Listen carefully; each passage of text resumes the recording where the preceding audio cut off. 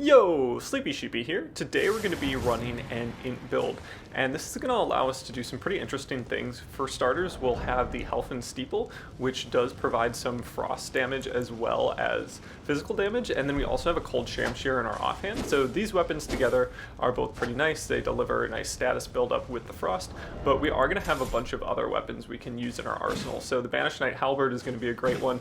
This kind of works as a haldag setup, but instead of a dagger, you have a Shamshir in your offhand, which does provide a really nice poise break.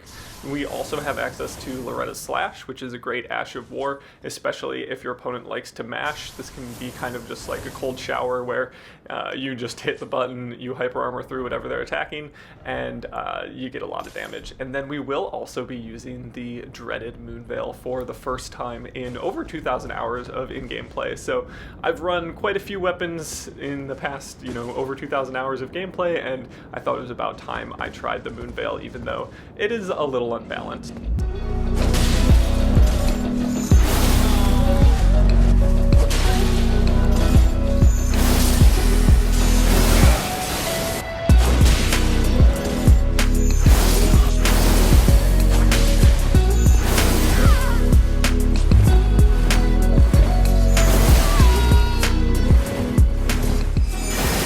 So we will be, going for the Ash of War, and it is worth noting that this can be crouch canceled, so the recovery can be canceled. You'll note that if you just go for the Ash of War, you kind of flick your blade a little bit afterwards, and that keeps you stationary. So you can cancel that by rolling or backstepping or ravioli stepping, but the crouch cancel is really nice for vortexes because you can just, bring that Ash of War out so quickly over and over again. So we'll be running through that type of thing. We're not really going to be using Moonveil a ton, but periodically we will be taking it out.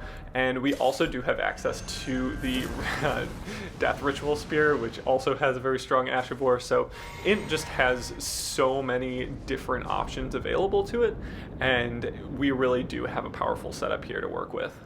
So real quick, we'll look at the stats for this build. So I just went with 46 intelligence, but that's boosted a little bit by the Queen's Crescent Crown, and I put 20 dex and 20 strength on this build just because that gives me access to things like, the Great Bow and just a number of different weapons that are, either require some dex or some strength or a little bit of both. So that can be really nice to have in the mix, and you could lower one or the other if you're not planning on using something that requires those kind of soft caps, or if you want to two-hand your weapon and use a little bit less strength, that's always an option too, but I kind of just like 20 dex and strength across the board. We will be running some Tree Sentinel armor just for boost in poise, and Royal Remains gauntlets for a little bit of passive regen when we're low on health. And then I've been running the Crimson Amber Medallion +2 at the beginning of invasions, but then might switch over to the Green Turtle Talisman or something like the Carrion Filigree Crest, which is really nice just if you're going to be using a lot of FP. That consumption can be a little bit intensive, especially when you only have 10 mind and you have so many good Ashes of War in this mix. One thing I do want to mention as well was the Glintstone Kris. That has a fantastic Ash of War, comes out fast, has great tracking, and does a ton of damage, and also can be charged. So, we just have so many lots of fun options here, and I really recommend just giving this type of build a try. I was kind of opposed, and even with all these melee options, we can switch over to a staff here and go for some of the pew-pew stuff, which is not really my favorite, but it is a playstyle that can be quite effective. Having something like Night Maiden's Mist just to zone your opponents can be really nice sometimes. Having something like Collapsing Star can also be really powerful just because you'd be able to pull your opponents close to you, and you do have access to all these chip damage spells. So a ton of good things in the mix, but I definitely preferred the Cold Shamshir in my offhand the majority of the time. That pretty much covers everything that I wanted to say about the build going into this. We're going to be using just a ton of variety here, so I don't think it makes sense to go into the details of the moveset too much just because it's going to be changing constantly, but we'll see in Invasions how useful this can be and just the power of it. So yeah, let's go ahead and jump into the Invasions, and if you wouldn't mind considering subscribing, I'd appreciate it. Alright, so to start things off, we're going to be in the Shaded Castle, and this is just kind of a warm-up 2v1 appetizer invasion, and we're going to have a player that's running a Faith, potentially Dex build. They've got the Envoy Longhorn, and then we also have a definitely Faith build running the Halo Scythe, so we'll be needing to look out for those projectiles, and also looking out for all the bubbles coming in. Fortunately, that Ash of War is rather slow and susceptible to a backstab, so we do get a nice big backstab for around 1100 damage pretty early on, and that puts us in a great position to begin this chase down. And we swap over to our two-handed moveset on the Shamshir, which is really great because you get some hyper armor for the Sword Dance Ash of War, and that allows us to successfully get our chase down. We did a pretty nice job of positioning ourselves so that we weren't getting hit by the projectiles from the Halo Scythe, and then as this player starts to taunt us a little bit, we get one hit in, and as they back away, we swap over to the Moonveil and finish them off. So pretty good 2v1, it was nice to see. And moving on, we have a 3v1 where we spawn literally in front of all of these different players, so they know I'm here, it's no surprise, and we'll have to play this one a little bit cautiously. Here we do swap over to the Moonveil, which is a great option when you have people funneling in kind of a narrow hallway where there's not much room to maneuver, and so we get one hit off and then follow that up with kind of a strange hitbox on the follow-up attack, and that does take care of one player. Now there are two other players left, so we're going to need to kind of focus up here, and this invasion was me kind of trying out just the variety of this build. So you do see a staff in my offhand, so we will be going for some spells, and we're just swapping through our weapons, just trying to have a good time really, and just enjoy the variety that comes with this type of build. So we swap over to the Moonlight Greatsword, go for some of the charged attacks which have a really nice projectile. You will note that I did swap my talismans to one that boosts charge based damage, so when I go for that incantation, well, really it's just a charged attack, but when I go for that charged attack, it will do a little bit more damage if I fully charge it. So that's something to be aware of. We do use some Night Maiden's Mist, and that does do some chip damage. Like, it's not bad, and it's good for zoning. I was hoping that it might potentially pressure them to chase me down. One thing I did love about this build is with the projectiles in the mix, you could really focus on a single player and kind of target them even if they weren't directly in front of you. So especially for my playstyle where I like to save the host for last, that could be really nice to just be able to target one player from a little bit of a distance, even if you have a very aggressive host and a very passive phantom. So you will see the collapsing star coming in nicely to just kind of keep that opponent close to us, and then we do get a nice backstab as they go for Bloodhound Fang. Now this player is fat rolling, so it's not too much of a challenge at this point, but we do go ahead and use our mixed physics just because our spawn point didn't really give us a good opportunity to use that. Perhaps when I used the Night Maiden's Mist and everyone was kind of hanging out, that would have been slightly better of a time to use it, but again, it didn't matter a ton. So we do, go for some Carrion Piercer, and this time we do get the guard break on it, which is pretty nice. We grab that riposte, and then as they start backing away, we can swap over to Adula's Moonblade, which is kind of a nice roll catch or just a wake up.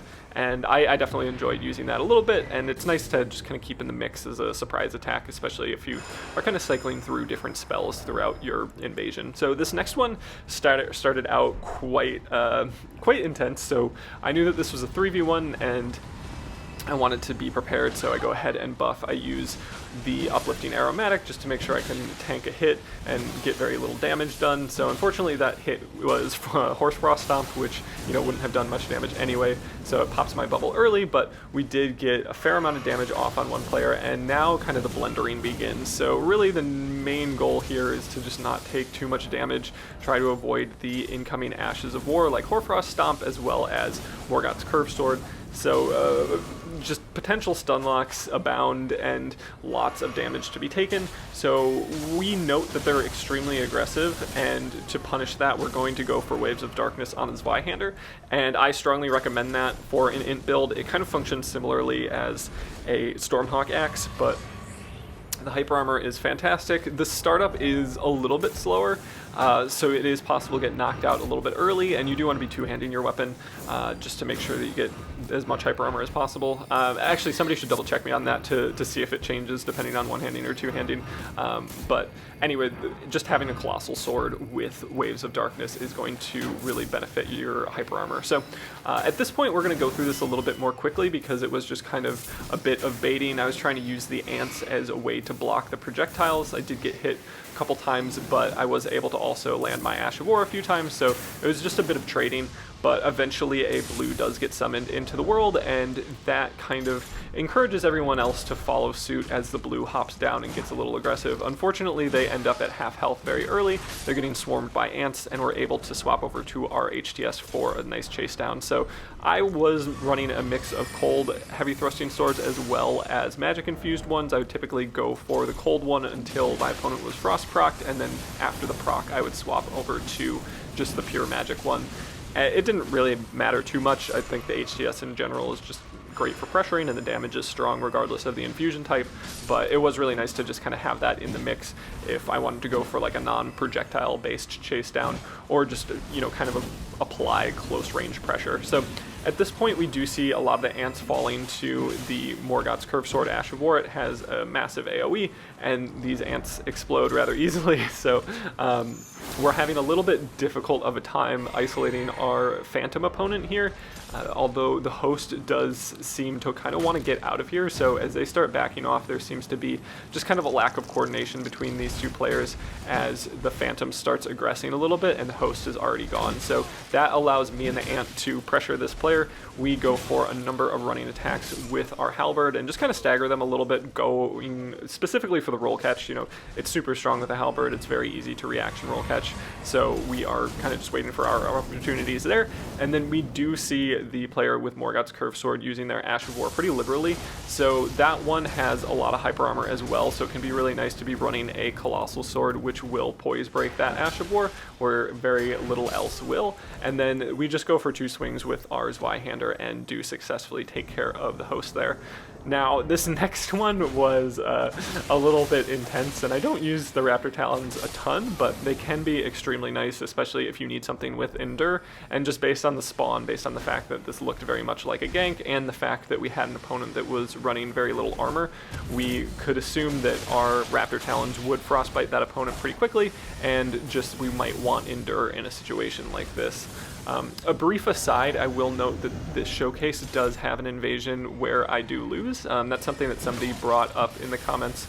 They were just kind of interested in seeing invasions where I lose. That's something that I'm like totally happy to show.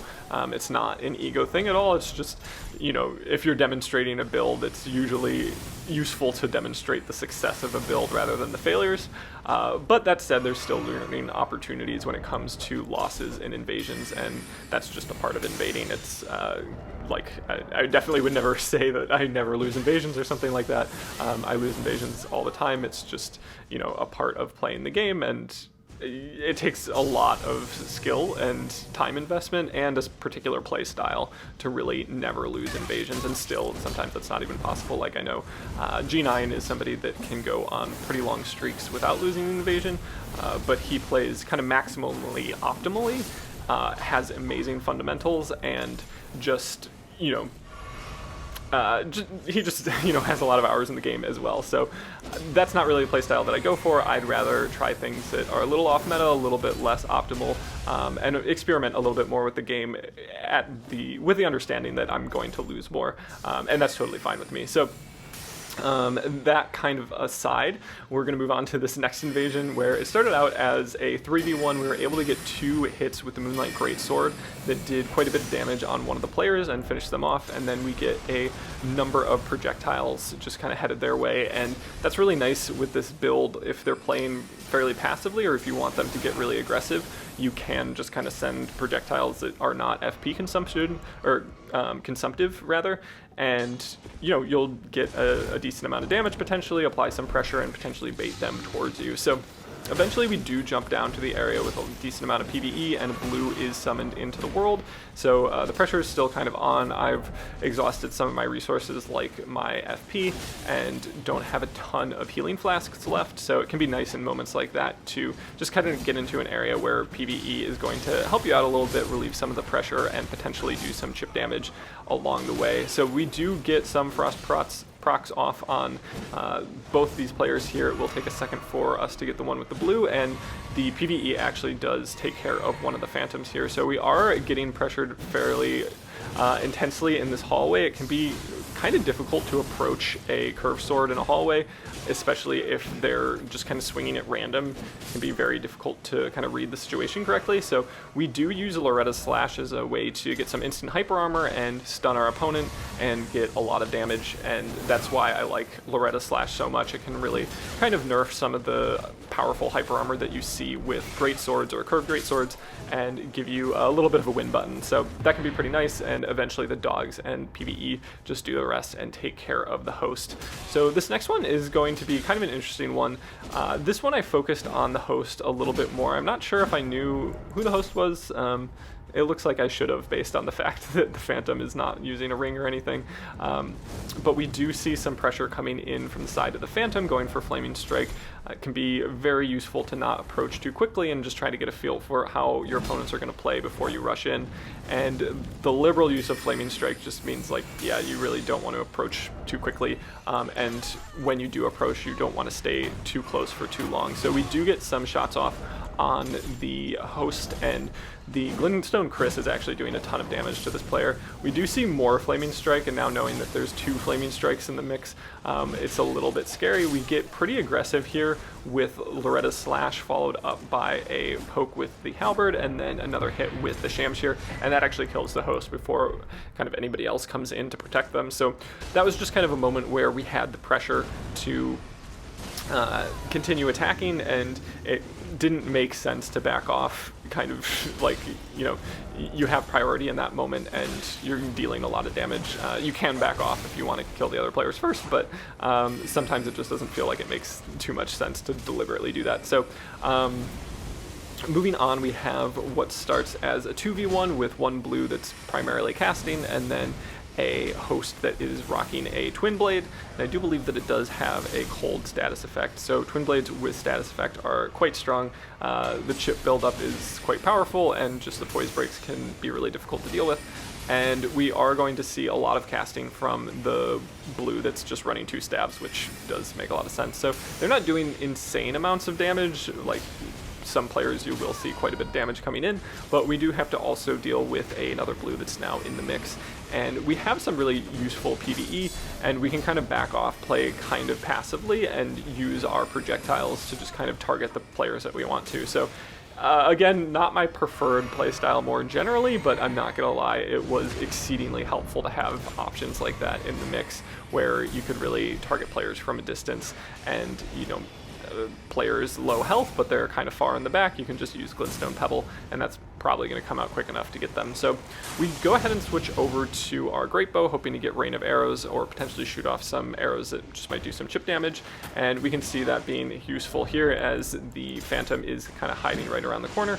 They go for Uplifting Aromatic, which is going to negate damage for that first hit, and we begin the chase down with our Halberd. They're doing a good job of reaction rolling for the most part. We do get a Frost proc, but then we get hit with Spinning Slash on the Twin Blade, which also is dealing a lot of Frost buildup. So it's definitely important to back off in a moment like that. You don't want to get blendered by something with such a long hit stun and so many successive hits, especially if there's you know, Frostbite in the mix. So we see that the Phantom, or the blue rather, is at quite low health and doesn't seem to have the ability to heal, so we've probably run them out of flasks, which is great. And again, we can just target from a distance. It looks like the host is going to be our main target, but instead we use our Glintstone Pebble to just get that little bit of damage that we need, and now it's just a one-on-one with the host. Now this was one where I really needed to change my playstyle, because anytime I'd try to maintain priority, they would just hit L2, go for Spinning Slash, which has a lot of hyper armor, and they would deal a fair bit of damage. So again, like, being able to adjust in the moment when you see that things are not working is super important, especially against a setup like this. So what we go ahead and do is start using the Glintstone Kris from a distance. We get a ton of damage real quick, and then while they're still kind of at low health, we get our health back to full and start aggressing with something with Endure, because we know they're going to hit that L2 button. We can hit L2 also, and then deliver the punches that we need to be successful. Now, moving on, we have a 3v1, and I believe this was just like a gank setup. There wasn't a ton of PvE, at least in this area, and they all seem to just kind of be waiting for me. So running some big damage turn and burn options are going to be quite useful. We pull out the Zweihander, which is going to be great for our Ash of War Waves of Darkness, and we get a fair bit of damage, but the wall causes some interesting hitboxes to happen. We don't actually get the finish. It's worth noting that I did run the Bastard Stars on this build, and that does require 22 dex rather than the 20 that I showed, but you can up that with a talisman if you want to, or just take a couple points out of int and put that into dexterity. I found that the Zweihander was much better at delivering the same type of damage in the same type of moments, and the hyper armor that you get with the Waves of Darkness is going to be much more useful than the no hyper armor you get with the stars. So yeah, it's a fun weapon and you can deliver tons and tons of damage, but I just found it to be a little bit less practical and not worth the extra 22 points in dexterity. So I wanted to give it a try. I found that it wasn't my favorite. And kind of just moving back into the invasion here, we do drop down and there is some PvE in the mix to help us out a little bit. We kind of find it prudent to, you know, change where we're at and not just keep running through that little doorway that's at the top of the stairs. And we land a jumping attack that was meant for the Phantom, but it hits the host, it finishes them, and then we go for our Ash of War one more time because it's just a battle of the L2s, and we are successful in that moment as well with that last Phantom, and we can kind of move on. So this one is going to be fairly difficult. There were a lot of light rolling players in the mix and some healing incantations that, you know, are fairly difficult to deal with, like when you have somebody that's light rolling and kind of doing a mix of passivity, and then, you know, they get low, they roll away, and then they start healing. Like, that's quite a difficult build to deal with. So we do see Spinning Slash as well, or Sword Dance rather, on the Reaper in the mix, so it's just not a good spot to be in. We back off. We do get hit with an Ash of War along the way, and then a falling attack from the light rolling player. We're going to go ahead and use our heavy attack with the Moonlight Greatsword since it is buffed, and here we can just see the blender potential and also the healing ability from the kind of faith player in the back. So super difficult to kind of, you know, deal with that. Like, you get punished for not being aggressive very powerfully, but if you're running a, you know, in a 3v1 situation, it can be really difficult to be super aggressive all the time. Like, it's more useful to be a little bit more passive, but fortunately with a little bit of PvE in the mix, we can at least turn the 3v1 into a 2v1 momentarily, and then permanently as we do take care of one of the Phantoms. Now, we really want to take care of this light rolling player. They're kind of frustrating, and there's some passivity from the side of the host. So they are kind of like walking up to us, but they do have their shield up and are not running anything that we need to be exceedingly worried about. Here we do get a hit with the Glintstone Pebble and continue to apply pressure to the light rolling player. The HTS can be pretty nice just because you can get such a long distance with your running heavy attack. It can catch them oftentimes, and here we do see the nice element of Frost in the mix where we knock them out of their heal with the Frostbite proc, and that allows us to get the finish before they can just, you know, go back to full health. So, you know, a difficult player to be playing against for sure, but we do have a build that complements our playstyle to fight against a player like that. And now that it's just a one-on-one with the host, they're guarding quite liberally, so potentially we'll be able to get a guard break. Switching over to the Hammer Talisman would also potentially be a good move, just because they are actually guarding some of our attacks, but it ends up not mattering too much. We go for a soft swap over to the Misericord because that's going to cancel some of our frames from our most recent attack that guard broke the player, and it's also going to give us some extra damage. So I strongly recommend soft swapping in moments like that, just because it's functioning essentially as handy tech and gives you a more quick riposte. Now this next one is going to be in Lanedale, and it's 3v1. The host definitely knew what they were doing. They were very patient with their running attacks, and they were rune-arced, which also made things a little bit more difficult, and they were using Phantom Slash fairly liberally, which can just be very difficult to navigate when you have, you know, two other players in the mix, and then you have this Phantom that can't be hit or, you know, poise broken or anything like that. It's quite scary sometimes. So we do back off a little bit, and we note that the host is not being too aggressive here. We go ahead and swap over to Waves of Darkness, hoping for a one-shot. Unfortunately, it's not able to connect, and before we get the Frost Pot to connect, the Phantom is able to heal. So just kind of an unfortunate moment here. Again, we do try to land the Bastard Stars, and we get some damage there, but I'm just not convinced that it's more useful than anything else. And then we start getting hit with this Fire Breath that is super difficult to deal with, especially in multi-opponent situations, because the stun is pretty continuous, and that player also makes kind of a poor decision a little bit later on where they run into Moonveil directly, so we are able to finish that player off, but it was a little bit scary when we were kind of stuck in the room with some of that fire breath. And we are able to trade into this player's Great Axe, which is fairly useful, and we switch over to a weapon that also has hyper armor just because we want to be able to hyper armor as well. We see our connection is not amazing, and then we swap over to Moonveil hoping to get kind of a long ranged attack. We do very narrowly space their next swing and then use our FP flask because we were not able to get our Moonveil to connect earlier, but this time it does work. We hit them while they were attacking, and the stun for Moonveil is a great way to counter the hyper armor from something like a big greatsword, or a great axe, that is. So now we're able to kind of move on and progress through the level a little bit, catch up to the host, but we have exhausted a lot of our resources along the way, and a hunter has now gotten summoned into the world. So kind of unfortunate, like we were fighting two players and we were able to focus on them both, but they did deliver a fair bit of damage along the way, and now that we still have two players left, that makes things a little bit difficult. Here we were hoping for something a little cheeky, going for collapsing stars as they were running up the big tree branch here. Had that had the range, it probably would have pulled them off the branch and we would have gotten a nice fun gravity kill, but no such luck. And now we're kind of at this area with no PvE. It's two players, one of them's rune-arced, and we do see a lot of the skull emojis coming out from the side of the blue. So we really would like to avoid that, and at this point another hunter is summoned into the world. So we're back to a 3v1, but we have no mixed physic, and we have not as many flasks as we started with, so kind of unfortunate.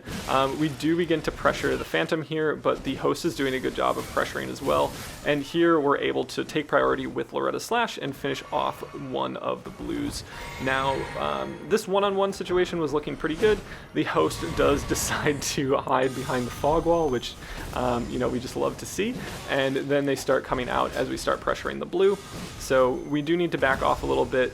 They're just kind of staggered running attacks with such a long weapon are kind of problematic to deal with, and then we do see Phantom Slash coming out as well, and some Blasphemous Blade that's just taking up part of the kind of arena up here. So again, we're trying to back off, we're trying to focus on the blue, and we get stunned with this Flaming Breath while we're getting absolutely pressured by the host here. So we do lose that one. I'm not sure exactly how many mistakes we made along the way. Obviously, we did use a lot of our resources, and we were in just a really bad spot at the end there once the blue started using the fire breath and then the host was pressuring with the halberd.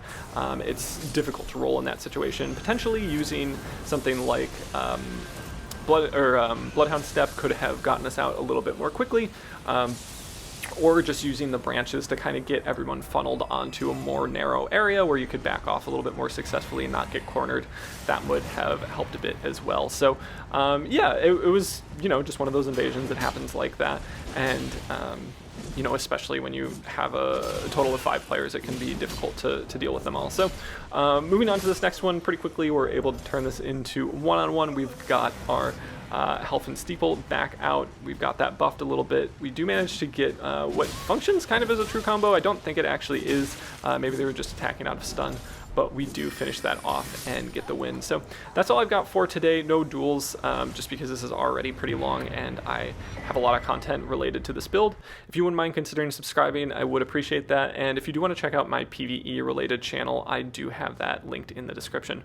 But yeah, thanks so much for watching, and I hope you have a good one.